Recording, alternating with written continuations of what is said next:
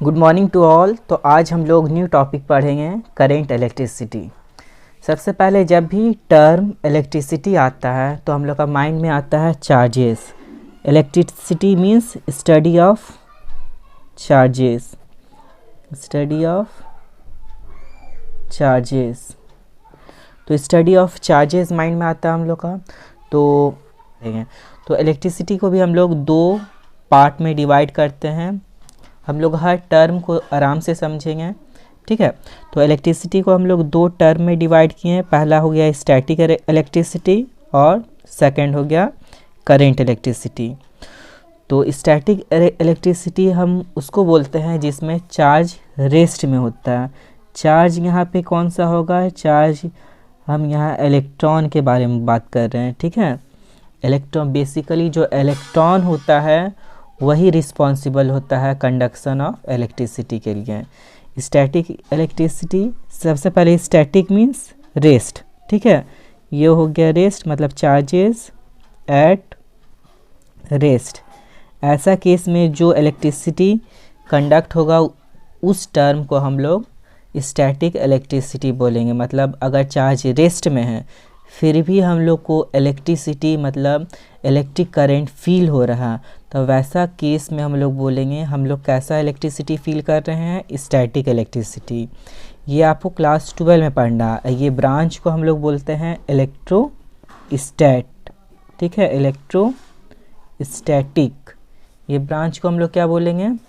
Electrostatic. ये आप लोग को क्लास 12 में पढ़ना है।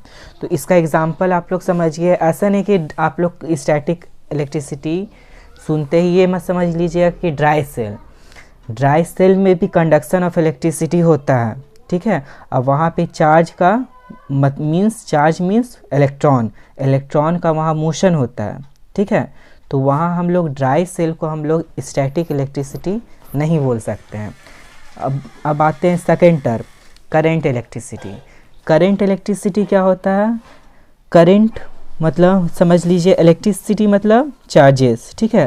तो यहाँ जब मोशन में होगा, charge at motion, charges at motion, ठीक है। जब चार्ज मोशन में होगा और ऐसा सिचुएशन में अगर इलेक्ट्रिक करंट पैदा हो रहा है या इलेक्ट्रिक करंट पास कर रहा है तो वैसा इलेक्ट्रिसिटी को हम लोग क्या बोलेंगे? Current electricity. मतलब चार्ज जब मोशन में हो और इलेक्ट्रिक करंट फ्लो करे तो वैसा सिचुएशन को हम लोग बोलेंगे करेंट इलेक्ट्रिसिटी।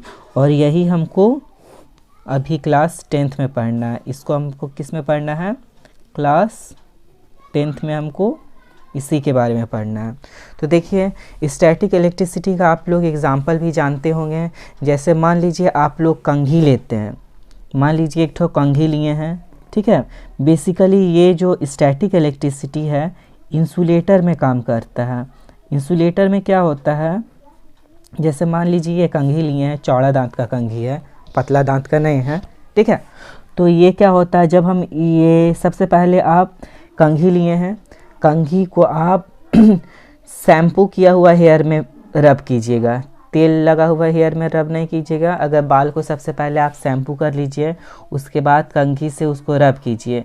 तो क्या होगा, जब हम रब करेंगे तो चार्ज जो है यहाँ जिस पोर्शन से हम रब कर रहे हैं तो चार्ज यहाँ पे एक्यूमुलेट हो जाएगा। क्या होगा? चार्ज एक्यूमुलेट हो जाएगा। अब जब ये कंघी में चार्ज आ गया, कौन सा चार्ज आया अभी हमको नहीं पता, नेगेटिव चार्ज आया या पॉजिटिव चार्ज आया, ठीक है। तो जब यहाँ चार्ज ये एक्यूमुलेट हो गया, अब हम इस कंघी को आप ऐसे ही छोड़ दीजिए। अगर ऐसे ही छोड़ देंगे तो क्या होगा, ये डस्ट पार्टिकल अपने आप डस्ट पार्टिकल को इतना दूर चिपक जाएगा। देखते होंगे कंघी, हालांकि कोई बाल ऐसे झाड़ के छोड़ देता है तो गर्दा लग ही जाता है। तो ये किस वजह से होता है? स्टैटिक इलेक्ट्रिसिटी और स्टैटिक करंट के वजह से, ठीक है। या फिर मान लीजिए चार्ज तो कंघी में डेवलप कर गया, अब इस कंघी को आप छोटा छोटा पेपर का टुकड़ा या फिर गर्दा के सामने रखिए, तो जितना गर्दा है सारा ये कंघी अपने आप में एक्यूमुलेट हो जाएगा। तो ये बेसिकली कंघी क्या है? इंसुलेटर। इस इंसुलेटर में क्या होता है? चार्ज मीन्स इलेक्ट्रॉन हो सकता है, ठीक है। अगर नेगेटिव चार्ज एक्वायर किया मतलब इलेक्ट्रॉन एक्वायर किया, तो चार्ज जो एक्यूमुलेट कर गया, तो इंसुलेटर में क्या होता है, चार्ज जो होता है एक जगह एक्यूमुलेट हो जाता है। लेकिन वही जब कंडक्टर का केस होता है तो उसमें क्या होता है, एक पॉइंट से जो, अगर मान लीजिए कोई कंडक्टर है, कंडक्टर में क्या होता है, चार्ज क्या होता है, एक पॉइंट से स्टार्ट होता है और उसका लास्ट एंड तक जाता है। मतलब इसमें चार्ज एक्यूमुलेट नहीं होता, बल्कि वन पॉइंट से इसका एंड पॉइंट तक ट्रांसफ़र करता है। ठीक है। ये तभी इसमें क्या, जैसे हम लोग इसका मेटल किस तरह इलेक्ट्रिक करंट कंडक्ट करता है नहीं करता वो भी हम लोग पढ़ेंगे। फ़िलहाल अभी हल्का सा नॉलेज हम लोग देखते हैं कि स्टैटिक करंट क्या होता है और स्टैटिक इलेक्ट्रिसिटी क्या होता है और करंट इलेक्ट्रिसिटी क्या होता है। तो हम इसमें क्या देखें, कंघी में, कंघी को जब हम रब करते हैं तो ये क्या होता है, चार्ज को एक्यूमुलेट कर लेता है। और कंडक्टर में जब हम इलेक्ट्रिक करंट पास होते हैं तब क्या होता है, एक पॉइंट से लास्ट पॉइंट तक इसमें इलेक्ट्रॉन का फ्लो होते रहता है। लेकिन इसमें क्या होता है, इलेक्ट्रॉन एक्वायर कर लेता है या चार्ज को एक्यूमुलेट कर लेता है एक पॉइंट पे।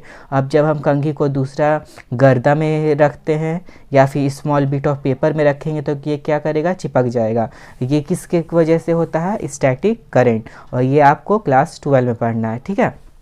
तो आपको क्लास 10th में क्या पढ़ना है, करंट इलेक्ट्रिसिटी, मतलब चार्ज एट मोशन, मतलब मोशन में जो इलेक्ट्रॉन का फ्लो को ही हम बेसिकली इलेक्ट्रिसिटी बोलते हैं। और चार्ज जब मोशन में रहेगा और तब इलेक्ट्रिसिटी का कंडक्शन होगा तो उस टर्म को हम लोग बोलते हैं करंट इलेक्ट्रिसिटी, जो अभी हमको क्लास 10th में पढ़ना है। तो चलिए हम लोग क्लास 10th का इस सिलेबस को करंट इलेक्ट्रिसिटी ही पढ़ते हैं। जैसे आप लोग अभी ठंडे के दिन में स्वेटर पहनते होंगे, ठीक है। तो स्वेटर मान लीजिए आप पहने, अचानक जब खोलते हैं तो हाथ में जो स्वेटर का बाही में, अगर मान लीजिए आपका बाही खाली है और स्वेटर खोल रहे हैं, ठीक है, तो बाही में आपका फील होगा कि आपका मतलब इलेक्ट्रिक करंट की तरह ही हल्का सा झटका फील होगा। तो वो किसके वजह से होता है, स्टैटिक करंट के वजह से ही होता है। ठीक है। लेकिन वो सब आप लोग क्लास 12 में ही पढ़ेगा। तो हम लोग अपना जो क्लास 10th का टॉपिक है वो स्टार्ट करते हैं। ठीक है। How does metal conduct electricity, metal ही क्यों इलेक्ट्रिसिटी को कंडक्ट करता है। जैसे अल्मुनियम हो गया, कॉपर हो गया, तो मेटल ही क्यों इलेक्ट्रिसिटी को कंडक्ट करता है, नॉन मेटल क्यों नहीं करता है, ये हम लोग समझते हैं।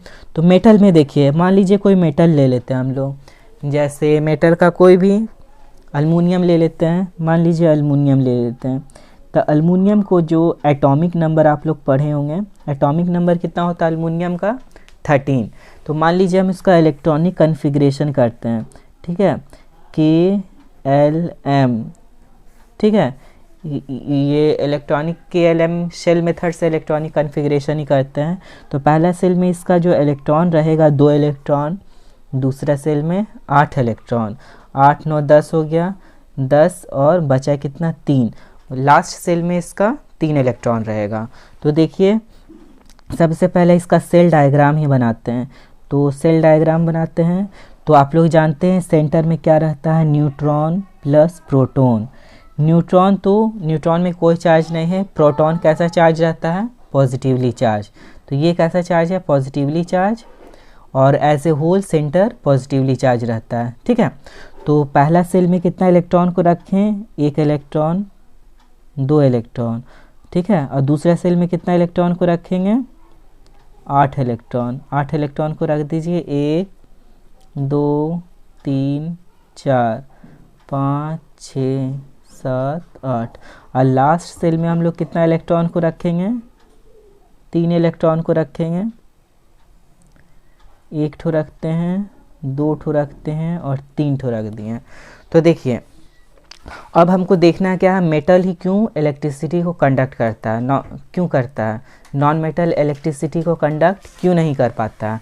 देखिए जो यहाँ पे जो कंस्ट्रक्शन है, यहाँ पे प्रोटॉन है जो सेंटर में, न्यूट्रॉन प्लस प्रोटॉन, और ये जो होल्ड करके रखा है इलेक्ट्रॉन को, कितना इलेक्ट्रॉन को होल्ड करके रखा है, ये मतलब टोटल 8 9 10 3 13 13 इलेक्ट्रॉन को होल्ड करके रखा। तो यहाँ एक ठो ये रीज़न है। सबसे पहले जो इलेक्ट्रॉन, ये जो मेटल का जो साइज होता है, यहाँ ध्यान दीजिए, हम लोग को 3 पॉइंट को कंसीडर करना होगा। मेटल का जो साइज होता है, मेटल का साइज जो होता है बिग होता है, मतलब मेटल एटम का जो साइज होगा बिग होता है as compare to non metal.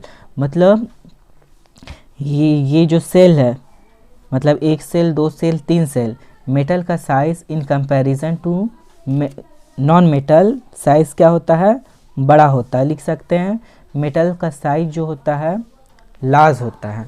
तो इस लार्ज से हमको क्या फ़ायदा होता है, लार्ज से ये फ़ायदा होता है, जैसे मान लीजिए आपके घर में लंबा फैमिली है, तो लंबा फैमिली में क्या होता है, लंबा फैमिली में मान लीजिए आपके ये 5 भाई और 5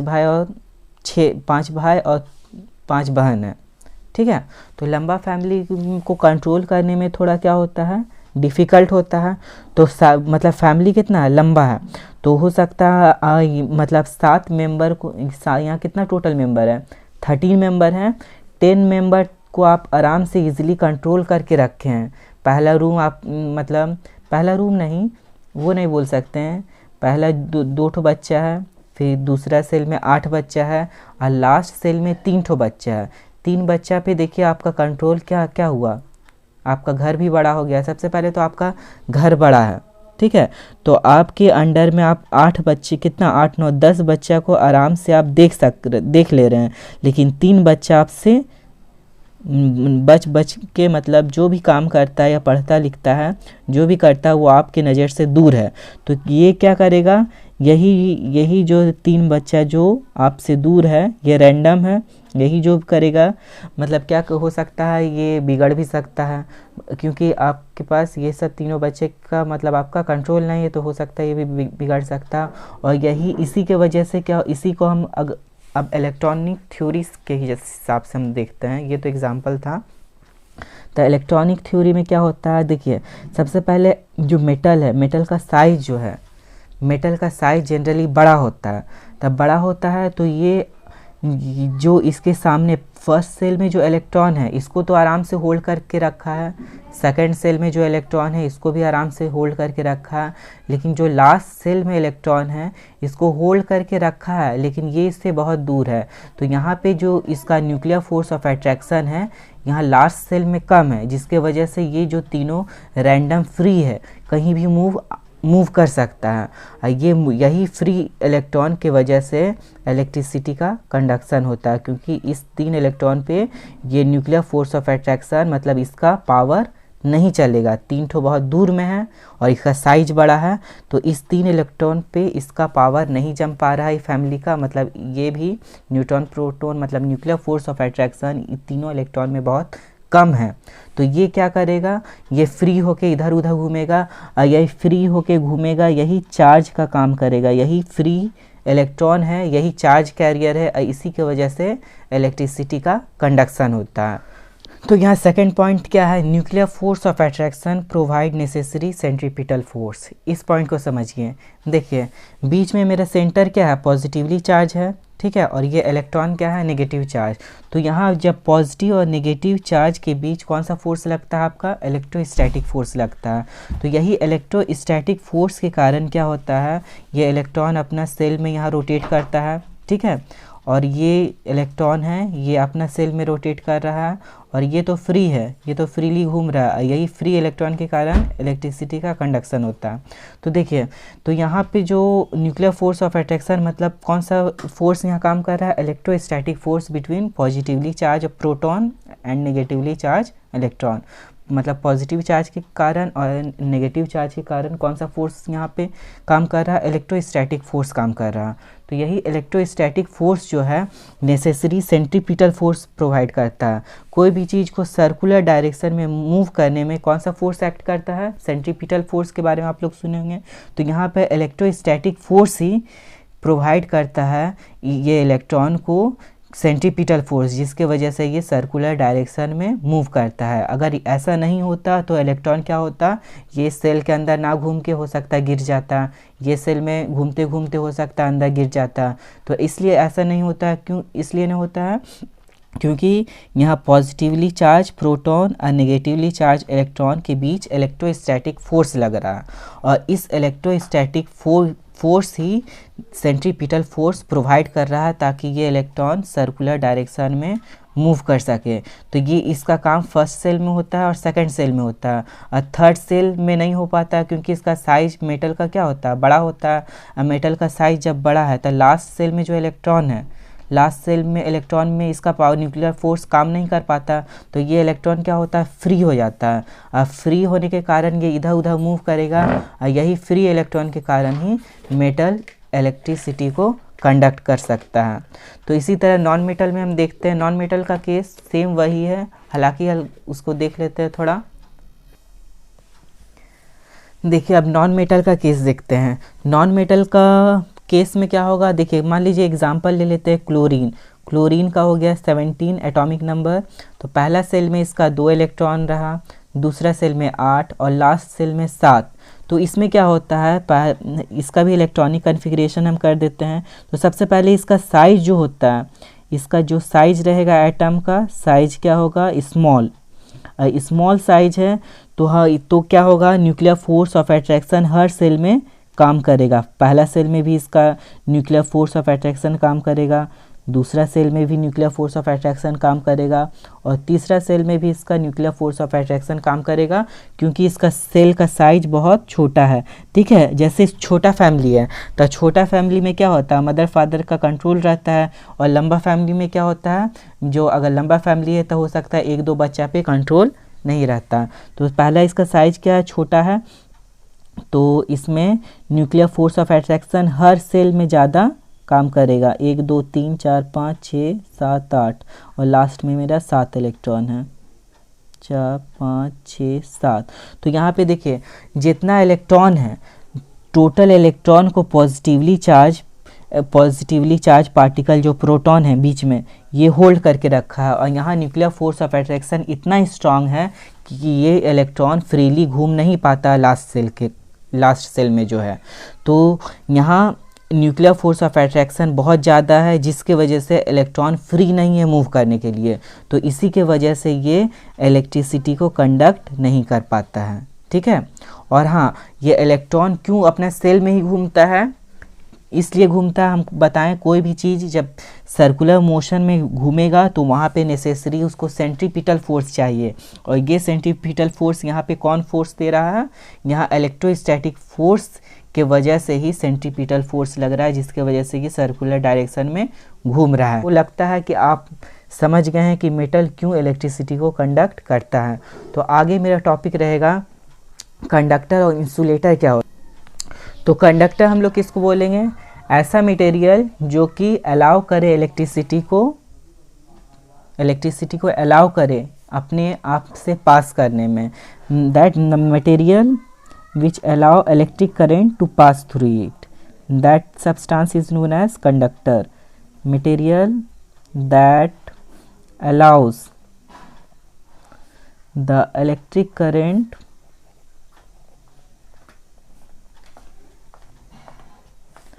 to pass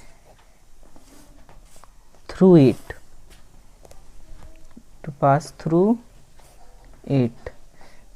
इंसुलेटर क्या हो जाएगा, that material that doesn't allow electric current to pass through it. तो इसका एग्जाम्पल क्या हो सकता है, इसमें एग्जाम्पल हो जाएगा मेटल हो गया, जितना भी मेटल है, ठीक है, जो इलेक्ट्रिसिटी को कंडक्ट करे। और इसमें क्या हो जाएगा, नॉन मेटल, ठीक है, जैसे प्लास्टिक हो गया, और जितना भी नॉन मेटल है, प्लास्टिक, ये सब क्या है, इंसुलेटर है। ठीक, तो नेक्स्ट वीडियो में हम लोग पढ़ेंगे चार्जेस क्या होता है, इलेक्ट्रिक करंट क्या होता है, हम लोग करंट को डिफाइन कैसे करते हैं, 1 एम्पियर ऑफ करंट क्या होता है, पोटेंशियल डिफरेंस क्या होता है, और जो सिंबल जो हम लोग इस्तेमाल करते हैं क्लोज इलेक्ट्रिक सर्किट में या फिर ओपन इलेक्ट्रिक सर्किट क्या होता है वो देखेंगे। ठीक है, तब तक के लिए thank you all of you, और मेरे चैनल में आप लोग अपडेट रहिए। ठीक है, आपको हर वीडियो टाइम पर मिलता रहेगा। Thank you all of you.